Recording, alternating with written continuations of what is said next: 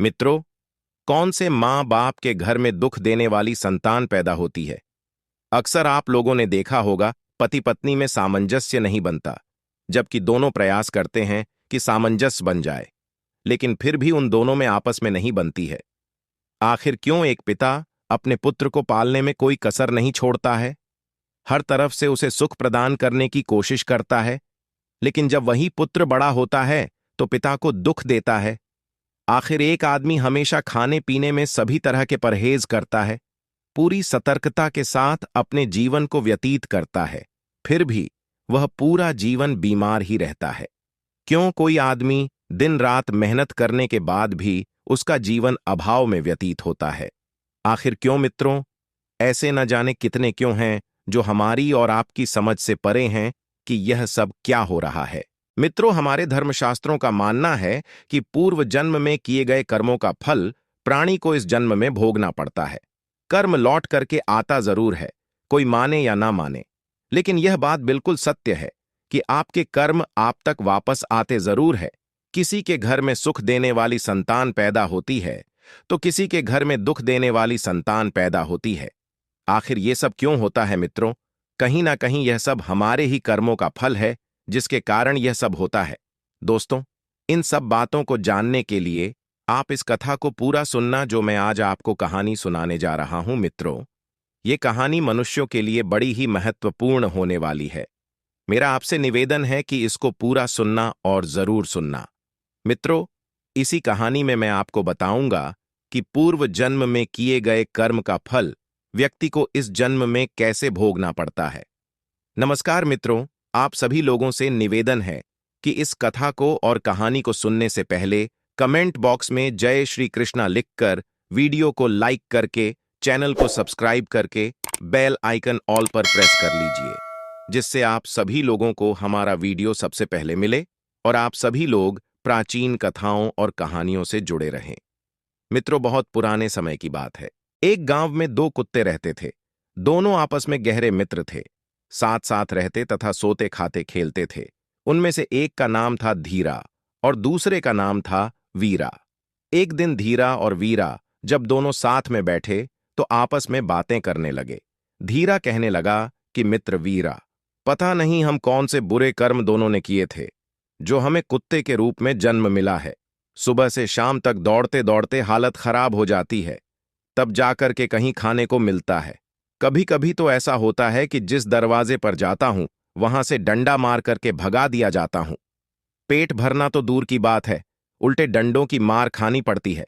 वीरा ने कहा, मित्र, तुम बिल्कुल सही कह रहे हो। कहीं अगर बैठने को मिल भी जाता है तो कोई ना कोई आकर के डंडे मार करके वहां से भी भगा देता है। ना तो ठीक से बैठने को मिलता है और ना ही ठीक से लेटने को मिलता है। यह जिल्लत भरी जिंदगी अब तो बोझ की तरह लगने लगी है। तभी धीरा कहने लगा कि मित्र, हमने पिछले जन्म में जरूर कोई बुरे कर्म किए होंगे, इसीलिए यह जिल्लत भरी जिंदगी हम दोनों को इस समय जीनी पड़ रही है। इसीलिए हम दोनों को तीर्थ यात्रा पर जाना चाहिए। तीर्थ की यात्रा और भगवान और साधु संतों के दर्शन करने से हम दोनों का कल्याण हो जाएगा। यह जन्म तो ना सही, कम से कम अगला जन्म तो सुधर ही जाएगा। यही सोच करके मित्रों, एक दिन दोनों कुत्तों ने तीर्थ यात्रा करने का फैसला किया और वह निकल पड़े। किंतु वह रास्ता नहीं जानते थे। दोनों ने निश्चय किया कि यात्रा आरंभ तो करें, रास्ता तो अपने आप मिल जाएगा। एक दिन वह दोनों एक साथ तीर्थ यात्रा पर चल दिए। चलते चलते जब रात का समय हो गया तो वह दोनों गांव के बाहर एक पेड़ के नीचे सो गए। थके ज्यादा होने के कारण उन्हें तुरंत नींद आ गई। सुबह होने पर फिर से अपनी यात्रा पर निकल पड़े। चलते चलते लगभग दोपहर का समय हो गया तो उन दोनों को भूख का एहसास होने लगा। धीरा ने वीरा से कहा कि मित्र, अब तो मुझसे एक कदम भी नहीं चला जाता। भूख के मारे मेरे तो प्राण ही निकले जा रहे हैं। वीरा ने कहा, ठीक है मित्र, आगे जो गांव दिखाई पड़ता है उसी के बाहर एक पेड़ लगा हुआ है, काफी घना हुआ है। वहीं पर बैठ करके थोड़ी देर आराम करेंगे, फिर गांव चल करके देखेंगे, हो सकता है वहां कुछ खाने के लिए मिल जाए। अभी वह दोनों उस पेड़ के नीचे विश्राम कर ही रहे थे, तभी उन्हें कुछ चूहे दिखाई दिए। उन चूहों को देख करके वीरा के मुंह में पानी आने लगा। वह धीरा से कहने लगा, क्यों भाई धीरा, यदि आप कहो तो मैं इन 2-4 चूहों को खा करके अपना पेट भर लूं। धीरा ने गर्दन हिला करके कहा, नहीं भाई वीरा, हम तीर्थ यात्रा पर निकले हैं और तीर्थ यात्रा में किसी की हत्या करना पाप होता है। यह करना तो दूर, यदि मन में इस तरह का ख्याल भी आया तो भी पाप लगेगा। हम तो पुण्य कमाने के चक्कर में तीर्थ के लिए जा रहे हैं और यह पाप कर्म करके हमारा तीर्थ करना बेकार हो जाएगा। वीरा ने कहा, तो आप कोई दूसरा उपाय खोजो जिससे कोई जीव की हत्या भी ना हो और हमारा पेट भी भर जाए। दोनों कुत्ते वहां से फिर चल दिए। चलते चलते एक चौराहे पर रुक गए। वहां पर एक मंदिर था। कुछ देर आराम करने के बाद दोनों ने फैसला किया कि अलग अलग दिशा की ओर चलना चाहिए और जिसको जो मिलेगा वही खा लेंगे। एक साथ चलते हैं तो दोनों में से किसी का भी पेट नहीं भरेगा। दोनों कुत्ते अलग अलग दिशा में वहीं से निकल पड़े। चलने से पहले उन्होंने तय कर लिया था कि वह आपस में आकर के जब वापस लौटेंगे तो इसी स्थान पर आकर के मिलेंगे। जो यहां पहले पहुंच आएगा वह दूसरे के आने का यहीं बैठ करके इंतजार करेगा। धीरा चलते चलते एक गांव में जाकर के पहुंच गया। गांव में एक लोहार रहता था। वह पूजा पाठ करके भोजन करने ही जा रहा था कि उसकी पत्नी ने उसके लिए पूरी सब्जी, खीर, दाल, चावल आदि परोस करके थाल सजा करके रखा था। लोहार ने भोजन को भोग लगाया ही था कि धीरा ने झट से उसकी थाली में मुंह डाल दिया तथा 2-3 पूरी उठा करके भागा। लोहार ने राधे कृष्णा कहा तथा हाथ धो करके उठ गया। उसने अपनी पत्नी से कहा, बेचारा यह कुत्ता काफी भूखा है, इसीलिए आप यह थाली इसे ही खिला दीजिए। लोहार की पत्नी क्रोधित होकर कहने लगी, आप यह क्या कर रहे हैं? इस कुत्ते को यह थाली आप ही देखिए ना, इसमें कितने स्वादिष्ट पकवान और खीर और पुड़ियां हैं, 2 तरह की सब्जी है, अचार है, दही है, सब कुछ मैंने बड़ी मेहनत से बनाया है और आप इस कुत्ते को यह खिला देना चाहते हैं। लोहार के मन में दया का भाव उमड़ पड़ा और वह कहने लगा कि तुम ठीक कहती हो प्रिय, पर ये भूखे होंगे। आप तो यह थाली इन्हें ही दे दो और सोच लो कि इनके भाग्य में ही आज की थाली यह लिखी थी। कहते हैं ना कि दाने दाने पर लिखा होता है खाने वाले का नाम, इसलिए यह थाली इन्हीं के नाम की है, इसलिए इसने इसे झूठा कर दिया है। इसके बाद लोहार ने धीरा कुत्ते को खूब पेट भर के भोजन करवाया। धीरा ने उसे खूब दुआएं दी। आशीर्वाद देते हुए वह वहां से चला गया। उधर वीरा भटकते भटकते एक व्यापारी के यहां पहुंच गया।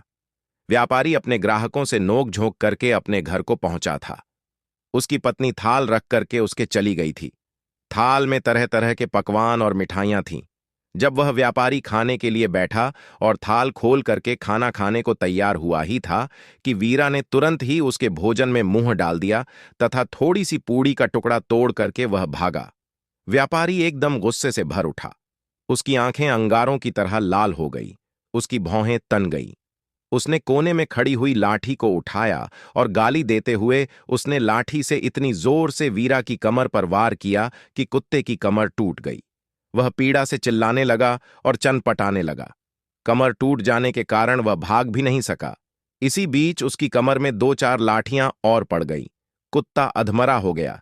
वीरा सोचने लगा कि आया था पेट भरने, पेट की आग को तो शांत करने के लिए आया था, लेकिन यहां तो जान के लाले पड़ गए। कितना निर्दय यह सेठ है कि एक पूड़ी भी यह बर्दाश्त नहीं कर सका और इसने मेरी कमर तोड़ डाली। उधर धीरा चौराहे पर खा पी करके मस्त पड़ा था। वह आंखें फाड़ फाड़ करके अपने साथी का इंतजार कर रहा था। उसका साथी उसे कहीं भी नजर नहीं आ रहा था। लाचार तथा उदास होकर के वह चौराहे पर बैठ गया। थोड़ी देर इंतजार करने के बाद वह वीरा को ढूंढने के लिए निकल पड़ा। कुछ दूर चलने के बाद उसे वीरा नजर आया। वह लपक करके उसकी ओर दौड़ा। उसकी टूटी हुई कमर को देख करके वह बहुत दुखी हुआ। पूछने लगा कि भाई, तुम्हारे साथ ऐसा किसने कर दिया और कौन निष्ठुर पापी है जिसने एक रोटी के पीछे तुम्हारी कमर तोड़ डाली? वीरा की आंखें भर आईं। उसने दर्द से कराते हुए सारी दास्तान को बयान कर दिया। कथा सुनाकर के वह क्रोध तथा दुख में डूब करके बोला कि मैं उससे अपना बदला जरूर लूंगा। उस व्यापारी को बताऊंगा कि खुद की कमर किस प्रकार की टूटती है। लेकिन वह क्या करता? वह तो मजबूर था। वह अधम योनि में जो जन्म ले चुका था और वह कुत्ते की योनि में था। धीरा भी कृतज्ञ होकर के बोला, मुझे भी उस लोहार का कर्ज चुकाना है। उसने मुझ पर कितनी कृपा की है, मैं रोम रोम से उसे आशीर्वाद देता हूं। इसी प्रकार बातचीत करते हुए दोनों कुत्तों ने अंत में यह निश्चय किया कि उन्हें अपने प्राण त्याग देना चाहिए तथा प्राण त्यागने के पश्चात उनके घरों में जन्म लेना चाहिए। इसके बाद वह दोनों कुत्ते धीरा और वीरा एक नदी में डुबकी लगा करके अपने प्राणों का अंत कर दिया। संयोग से ना तो व्यापारी को कोई पुत्र था और ना ही लोहार के वीरा ने व्यापारी के घर जन्म लिया। व्यापारी बहुत प्रसन्न हुआ, किंतु उसकी खुशी अगले ही पल विलुप्त हो गई। घर में इस पुत्र के पैदा होते ही उसका बैल मर गया। पत्नी अस्वस्थ रहने लगी। पहले ही उस लड़के के जन्मदिन पर किसान के हरे भरे खेत जानवर चर गए। उधर लोहार के घर में भी जब बेटा पैदा हुआ तो पुत्र के पैदा होते ही राज दरबार में लोहार की पगड़ी ऊंची हो गई। लोहार ने राजा को एक युद्ध में जीत की बात बताई। राजा युद्ध जीत गया। इससे प्रसन्न होकर के राजा ने लोहार को राजमंत्री नियुक्त कर दिया। उसे एक महल तथा अपार धन भेंट कर दिया। जैसे जैसे लोहार का बेटा बड़ा होता गया वैसे वैसे वह भी बाप के समान तेजस्वी निकलता गया। उसने छोटी सी ही उम्र में सारे शास्त्रों का अध्ययन कर लिया था। वह बड़े बड़े पंडितों को भी शास्त्रों में हरा देता था। इससे लोहार हमेशा प्रसन्न रहता था, क्योंकि उसका बेटा उसे सुख देता था। उधर व्यापारी का बेटा बड़ा ही बदतमीज निकला और बड़े ही कामचोर निकला। वह बात बात पर अपने बाप को डांटता था, उसे गालियां बकता था। वह जुआ खेल करके बचे कुचे धन को उड़ाने में लगा हुआ था। व्यापारी बहुत ही दुखी हुआ। अंत में उसने सोचा कि इसको सुधारने का कोई उपाय करना चाहिए। इस तरह विचार करते हुए वह एक ज्योतिषी ब्राह्मण के पास पहुंचा। उसने देखा कि वह ज्योतिषी ब्राह्मण अपनी कुटिया के पास में बैठा हुआ था। फिर वह व्यापारी उसके सामने गया और अपनी सारी समस्या रखी। फिर वह ज्योतिषी ब्राह्मण कहने लगा कि हे व्यापारी, तुम इसकी शादी कर दो। शादी की नकेल अच्छे अच्छों को सीधा कर देती है। फिर व्यापारी वहां से उस ब्राह्मण को प्रणाम करके अपने घर वापस चला आता है। फिर व्यापारी ने तुरंत अपने लड़के की शादी करने के लिए सोचा। वह लड़की की खोज करने लगा। लोहार का विचार भी अपने बेटे की शादी करने का हुआ। एक सुकन्या से उसका विवाह हो गया। उसके बेटे की पत्नी सुशिक्षित थी। उसने आते ही अपने घर को स्वर्ग बना दिया। व्यापारी ने भी अपने पुत्र का विवाह किया। शादी के अगले दिन उसका बेटा अचानक चल बसा। उसके बेटे की बहू ने भी आकर के घर में कोहराम मचा दिया और कहने लगी, है मेरे पति को, मेरा ससुर का गया। अपनी बहू के मुंह से इतना सुनते ही उसका ससुर अचेत होकर जमीन पर गिर पड़ा। होश में आते ही वह दीवार से सिर मार मार करके दहाड़े मार करके रोने लगा और चिल्लाने लगा, हाय मेरा बेटा मेरी कमर तोड़ करके चला गया। मित्रों, हम और आप जैसा भी कर्म करते हैं उसका फल हमें भोगना पड़ता है। वह कर्म चाहे इस जन्म में किए गए हो या पूर्व जन्म में प्राणी के किए गए हों, कर्म उस तक वापस आते जरूर हैं। जैसे इस कहानी में लोहार ने अच्छे कर्म किए तो उसे अच्छी संतान मिली, वहीं दूसरी तरफ व्यापारी ने बुरे कर्म किए, इसलिए उसे कुकर्मी और दुख देने वाली संतान प्राप्त हुई। मित्रों, हमें जो जीवन में सुख और दुख मिलता है या जो कुछ भी हमारे जीवन में होता है वह कहीं ना कहीं हमारे द्वारा किए गए कर्मों के ही कारण होता है। वह कर्म चाहे इस जन्म में किए गए हों या पूर्व जन्म में किए गए हों, पति पत्नी में नहीं बैठती है, वो भी हमारे पूर्व जन्म का कर्म है। इसीलिए हमेशा किल्लत बनी रहती है और हमेशा घर में झगड़े हुआ करते हैं। कर्मों का भोग धार्मिक और आध्यात्मिक दृष्टिकोण से मिलता है। किसी भी कर्म का फल को कर्म फल कहा जाता है और इसका भोग व्यक्ति को किए गए कर्मों के अनुसार होता है। धार्मिक तथा आध्यात्मिक साहित्य में कहा गया है कि अच्छे कर्मों का काम भाव से किए गए कार्यों का फल मिलता है और विनम्रता, दया, सत्य और सेवा जैसे सद्गुण से युक्त किए गए कर्म शुभ फलों को लेकर के आते हैं।